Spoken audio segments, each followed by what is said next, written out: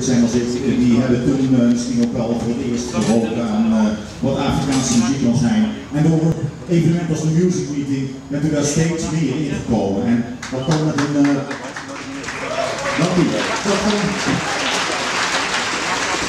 En dat kan ook een fantastische optredens leiden en dat zal ook dus hier gebeuren. Juma Sekera is nu rond de 70.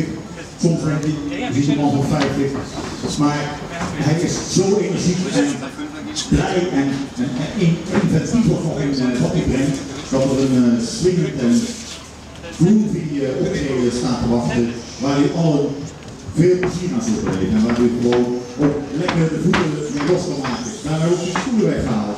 Oh, wie heeft de stoelen nodig als hij moet dansen?